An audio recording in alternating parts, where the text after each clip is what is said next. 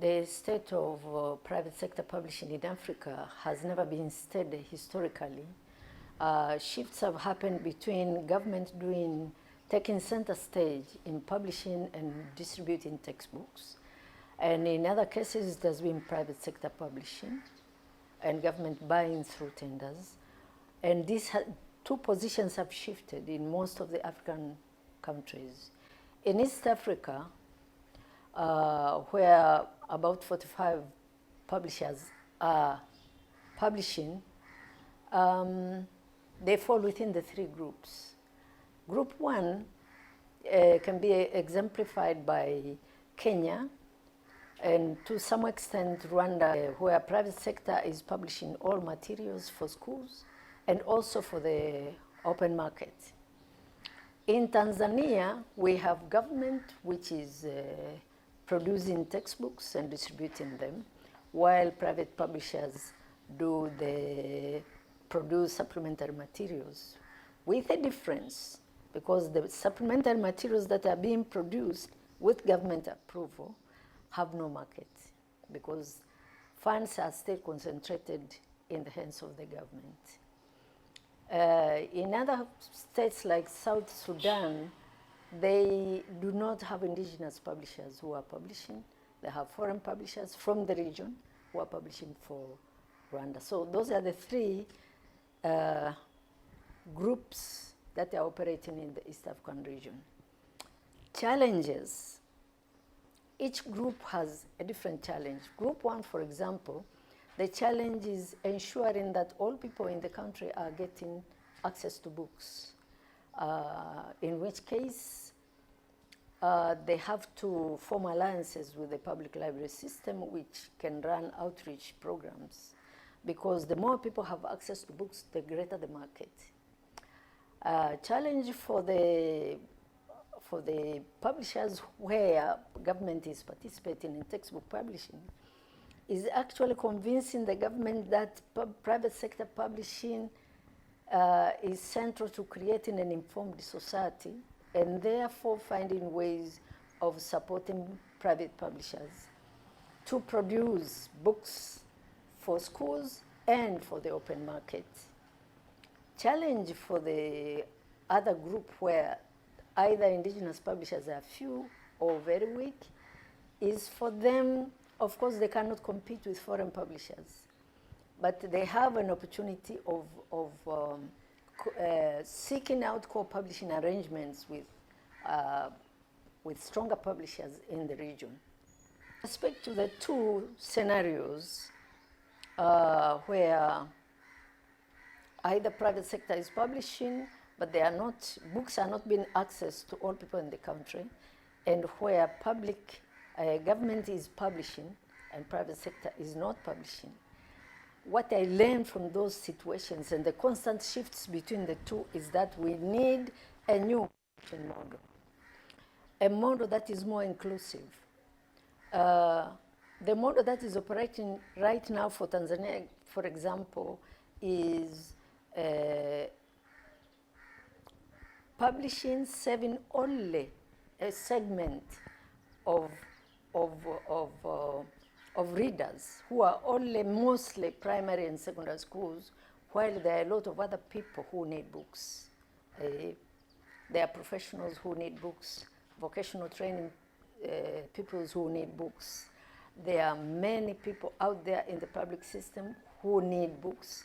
There are children who did not go to school, who are growing up illiterate, and they need books to read. So we cannot have a model that focuses on only one segment of book needs. We need to have an inclusive model that takes into consideration all those. Now, this is important because book provision is more complex than I think we think. Book provision is constantly changing because the wider environment is constantly changing. Development needs are changing. There are too many changes, both in learning and teaching approaches, the kind of information needs that people need, because the global environment influences all countries. they influence local situations, so that when things change in the global environment, there is need to adapt. And whoever is using books and learning needs to have new methodologies of teaching, and therefore new varieties of books all the time. So we need that model to be able to serve the majority of people within the country, rather than just a small segment of readers. Book distribution has been, to the rural areas, has been difficult for a very long time. And this is because publishers and all the other actors in the book chain are involved, are working in towns and cities. They are not found in rural areas. And the result of this situation is that books are not known to most people in the rural areas. The importance of books is not known to people in the rural areas. So the place where you find books is only in schools, in primary schools, which you find in almost any remote village will have at least. Publishers need to find out, or people, all actors in the book chain need to find out, for example, why does products like sugar, salt, matchboxes, how do they happen to reach the remotest of villages, while books do not, or books cannot? There must be a reason. Although reaching the remote villages depends on tarmac roads that end at district level, and therefore books have tended to end at district level. But we need to get books to the people needing them. So we need to explore what channels does other private sector use to get those products into the remote areas, and then come to have arrangements with them. This is made easy because there is now the use of smartphones that can reach, that everybody has, mostly. Most people have smartphones, so communication between the village and the town is no longer a problem. It's no longer a challenge. So we need to explore that so that we can create book collection centers in the rural areas where the schools are. There are rural libraries in the rural areas. Not many, but they are there. We need to explore, one, how to establish as many rural libraries as possible and make them book collection centers, because libraries are naturally learning and reading centers. They naturally bring teachers, students, professionals into the library. So they would serve very adequately as book collection centers for, say, a cluster of schools. So we need to explore how we can use those. Use the ones that exist now, and then continue lobbying for the establishment of others. A sustainable distribution model will come out of our own exploration and efforts to see how we can use existing structures. How can we use existing structures to make them book-friendly, to make them accept books as a product, or to accept books purely for collection by schools? Because these structures, all of them are rural people who have children going to school. So they have vested interest in becoming a collection center. Modes of how payment models can always be worked out. So I think there will be a sustainable book distribution only when we use existing structures. It is difficult to establish new structures that will only deal with books. It is good, it's much better to integrate books within structures that already exist and that are selling other products. So it's not like we have a distribution model right now, but we can work at it. And I think the private sector should take up the challenge. However, before we have a model, before we have a sustainable model for publishing in Africa, I think private sector has proved to be able to distribute books all the way to the schools. In Tanzania, for example, in 2013-2014, private sector publishing was able to distribute books. Each publisher used their own means. That means it is possible. And some of them used precisely the structures that exist in rural areas, in remote towns, They use those structures because, one, people in remote areas know where the schools are. They know the teachers because their children go to school there. So it is possible, with careful planning, to actually do distribution to the school level. It has been done. I think that can be done. Also, there's another example of CODE established a rural library in Lindi, and people were reading until 11 p.m.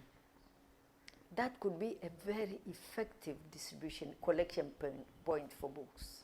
You see, books do not have to reach the school, but they can reach somewhere in the community within a short distance so that they can collect books from there.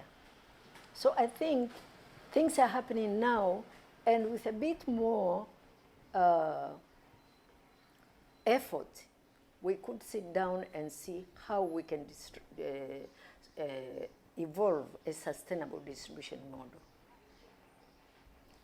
Reading culture is truly a challenge because you can never achieve a reading culture that remains constant without making efforts to sustain it. Reading culture is sustained by two aspects, in my view. One is policy. Book and education policies that state clearly that there will be libraries in schools and there will be libraries in the communities, and these libraries will be stocked by a very clearly stated mechanism that says books will be sent to school libraries through this mechanism and to community libraries through a mechanism that is clearly known. After establishing the mechanism and being and policies spelling out how, we need a continuous access of those books to communities and to schools. It is not a one-off effort. One-off effort was tried in Tanzania. The books were all read to shreds, and then the libraries disappeared because there was no restocking of libraries. Libraries are expensive for that reason. They need constant stocking of different varieties of books, carrying new ideas for people to read and learn and enjoy, you know. So one of the most important things is political will for governments to invest in sustaining a reading culture, because it's not something that is easy, that can be done within 3 years of promotion and then we leave it there. It has to be constantly addressed. It's definitely getting worse. One, it is getting worse because these facilities, like rural libraries, like community libraries, do not exist. So people have no access to books. Access is only found in schools. And then the moment children graduate from primary schools, they get into communities where there's nothing to read. And within 2 to 3 years, they've fallen back into illiteracy or semi-literacy. They join their companions who did not go to school, who have grown up illiterate. And they join the informal sector without any skills, either reading skills, comprehension skills, math skills, nothing. So actually, it's getting worse. And this cohort, this group of people who are slowly becoming illiterate, increases every year, because every year pupils are leaving school in millions into the communities where there are no reading materials. So really, this situation must be arrested.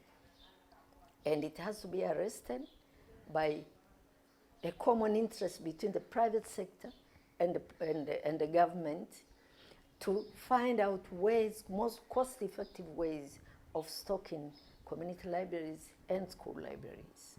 The opportunity in promoting literacy is seen in private sector full participation in the production of books for all reading needs, for those who are learning to read, for those who can read, for professionals who need professional material to read and advance themselves for all people who need to read. I think that is a great opportunity because I think it is possible. It is possible for that to happen. When you talk of Africa-wide context, if you talk of Africa-wide context, we have APNET, which is a publishers, African Publishers Network. And they have been coordinating a project that I found very interesting. This is producing and calling publishers to produce books on SDG goals, one goal at a time.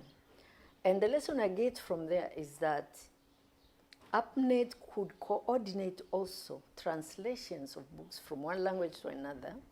They could coordinate adaptation of books and therefore have a cross-culture situation happening in different countries. East African publisher can produce a book from West African publisher.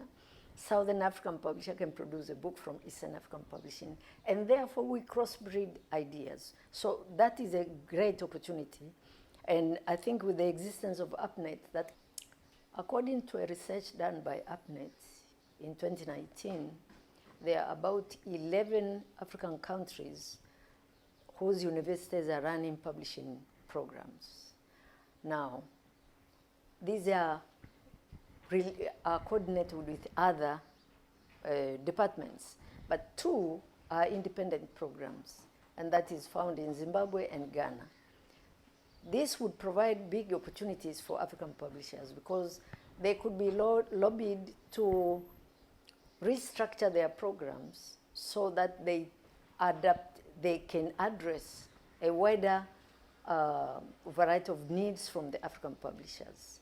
But they need to be lobbied and convinced and take up the challenge of becoming the centers of publishing studies in Africa. And I think that too is not impossible. I think it can be done.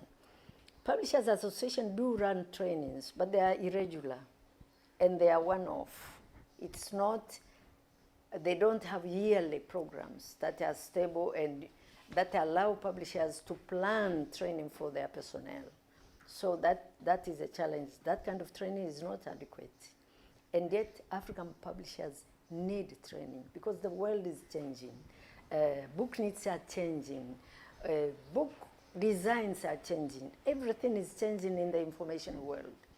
So African publishers need training. Training in-house is not something one can rely on because it depends on the training skills, on the skills that exist within a house, a publishing house.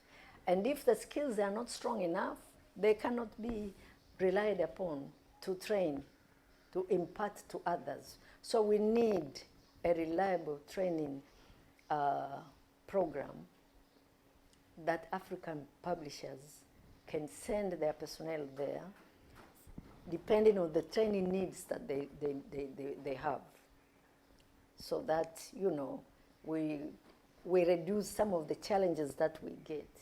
And today, there is digital publishing. And it's a big challenge for most African publishers. So really, we need training in that respect. That the existing situation is not conducive. We need to have facilities for training African publishers.